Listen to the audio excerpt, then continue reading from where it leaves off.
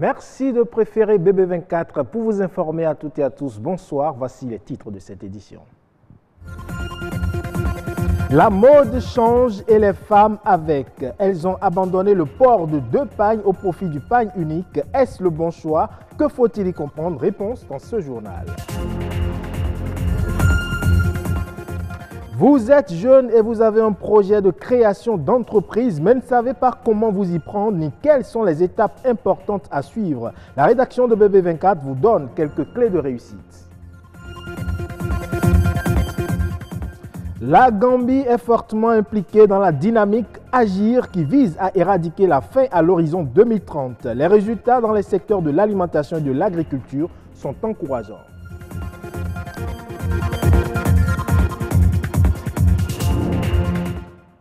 On démarre par une brève. Une administration provisoire est installée depuis ce matin à la Chambre de commerce et d'industrie du Bénin. C'est une décision du gouvernement qui fait suite à la fin du mandat hier, jeudi 24 janvier à 0 heure, des organes actuellement en place. L'administrateur provisoire aura pour mission de finaliser la réforme statutaire et de faire tenir les élections consulaires conformément aux nouveaux textes qui seront adoptés. À cet effet, un comité de supervision de la transition a été également mis en place pour veiller à la bonne conduite des opérations dans le respect de la feuille de route établie.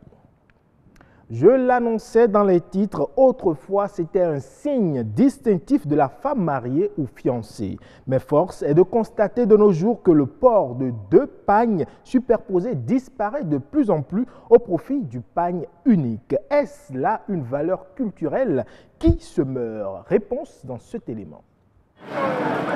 Elle reste et demeure encore dans les habitudes de certaines femmes au Bénin. Le port de 2 pagnes superposés, une pratique par le passé, porteuse de messages. Je me comporte tel que ma belle famille me l'a enseigné dès que j'ai rejoint mon mari. Une femme mariée, avant de sortir, doit nouer 2 pagnes à la hanche, l'un sur l'autre. Donc quand elle sort, cela permet déjà aux gens de savoir qu'elle est une femme mariée et elle ne sera plus dérangée.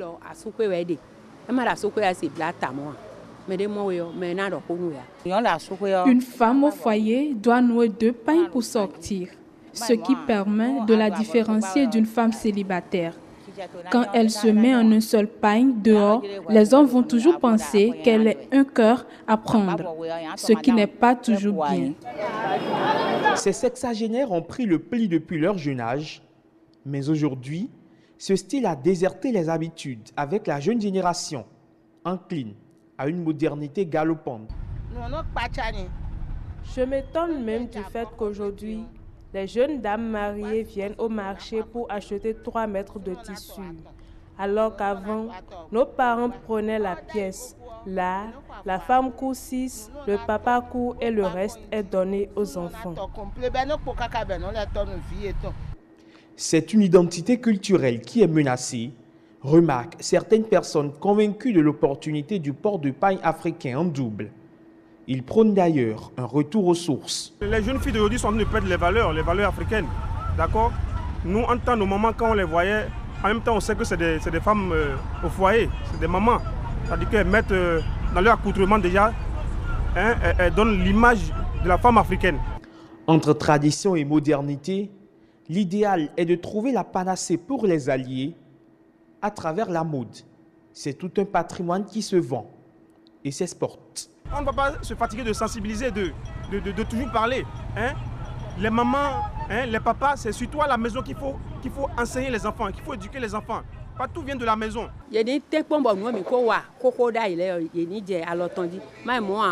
On doit tout faire pour revenir aux anciennes habitudes que nous ont laissées nos grands-parents.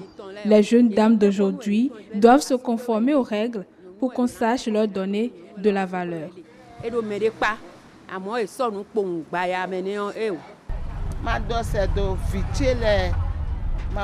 Je dirais à mes enfants, mes sœurs, mes mamans, que nous devions prendre soin de ce précieux cadeau que Dieu nous a donné.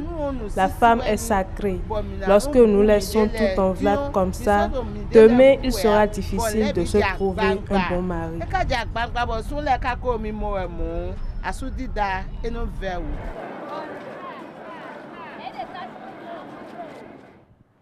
Que savez-vous du processus de création d'entreprise? Eh bien, de nombreux jeunes entrepreneurs rencontrent des difficultés après avoir monté leur entreprise. Et pour éviter ces désagréments, il est important d'avoir les rudiments nécessaires avant de se lancer en entrepreneuriat.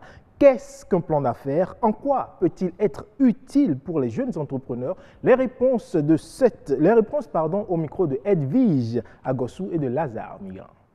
Nous avons constaté que ces derniers mois, ces dernières années, particulièrement au Bénin, il y a un fort taux d'échec des startups, un fort taux d'échec de ceux-là des aspirants, des primo-entrepreneurs. Également, il y a une condensation sectorielle, sans que ces jeunes-là apportent une innovation, que ce soit en matière de packaging, que ce soit en matière de qualité du produit, il n'y a rien de tout ça. Donc on a constaté que c'est par manque de risque et également l'incapacité d'innover que nos jeunes aujourd'hui rentrent dans ce suivisme-là. Et également on a constaté que les incubateurs, les organisations qui sont dans la croissance aujourd'hui sont concentrées à Cotonou. Et donc ce programme permet en fait d'élargir et de permettre à ces jeunes-là qui sont à l'intérieur du pays, à 600 km de Cotonou, à 700 km de Cotonou, de s'approprier également de ces outils-là, se déplacer pour aller vers eux, leur donner des formations de renforcement pour pouvoir leur permettre de minimiser le risque d'échec qu'ils rencontrent souvent au sein de leur entreprise ou du moins qu'ils rencontrent lors du démarrage de leur entreprise. Donc c'est l'objectif global de ce manuel qui est une composante afin de lui permettre de mieux se lancer pour ces primo-entrepreneurs et également pour ceux qui sont déjà en entreprise, s'ils doivent lancer des projets de croissance au sein de leur entreprise, savoir sur quelle base aller, quels sont les piliers sur lesquels ils vont partir afin de pouvoir mieux gérer les services, mieux gérer les produits au sein de leur entreprise. En nouvelle brève, sur le plan continental, le Kenya a entamé des discussions avec des banques internationales pour changer certaines d'entre elles de piloter l'émission d'un eurobond qui va servir à financer le déficit budgétaire de l'exercice 2018-2019. Selon des sources bancaires, la taille de l'opération s'élève à 1500 milliards de francs CFA. Et déjà, un certain nombre de banques ont manifesté leur intérêt pour l'opération et ont même présenté leur capacité technique à aider à couvrir partiellement le déficit budgétaire. La Gambie est active et engagée dans la dynamique Agir visant à éradiquer la faim à l'horizon 2030. Dans cette optique, le pays met en œuvre plusieurs projets de développement du secteur de l'agriculture et de l'alimentation. Les résultats sont encourageants. Suivons plutôt. Lancée en décembre 2012 à Ouagadougou, l'Alliance globale pour la résilience au Sahel et en Afrique de l'Ouest est un cadre favorisant plus de synergie, de cohérence et d'efficacité au service des initiatives de résilience dans les 17 pays ouest-africains et sahéliens. À ce jour, 10 pays ont adopté et commencé la mise en œuvre de leur priorité résilience pays, appelée aussi PRP Agir.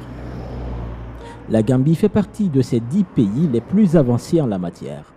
Pour autant, la situation alimentaire et nutritionnelle reste préoccupante dans plusieurs zones du pays.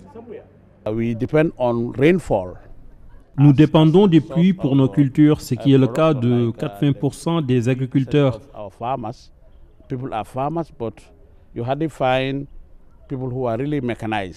Il y a beaucoup d'agriculteurs, mais il faut définir lesquels d'entre eux ont accès aux technologies, qui peuvent accéder à des sources alternatives d'eau.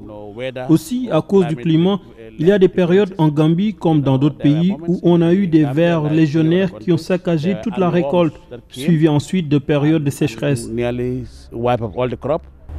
La maîtrise de l'eau reste un grand défi en Gambie. Pour y faire face, le pays a mis en place dès 2015 le FASDEP, le projet de développement du secteur de l'alimentation et de l'agriculture. Le périmètre maraîcher de Sukuta est l'un des 168 que compte la région de la côte ouest de la Gambie sur les 484 du pays. Il a bénéficié du projet FASDEB dans le cadre de l'appui au développement des périmètres maraîchers. Cet espace qui s'étend sur 15 hectares fait vivre 435 femmes.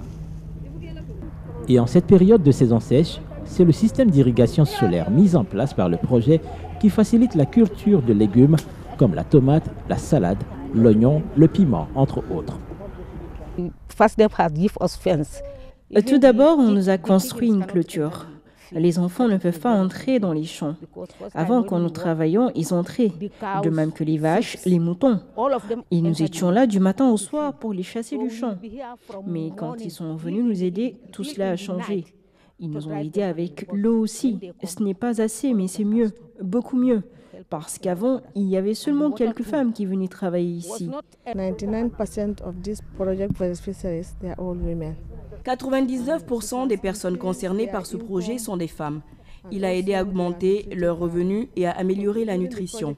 Pendant la période d'intervention du projet, nous les avons formées dans les différents aspects de la production afin qu'elles augmentent leur productivité et nous les avons aidées en créant un lien avec d'autres acteurs à l'extérieur au niveau des marchés. Aujourd'hui, les responsables du projet sont engagés dans le transfert de technologie. C'est tout pour ce 19h45. Merci pour votre aimable attention. À bientôt.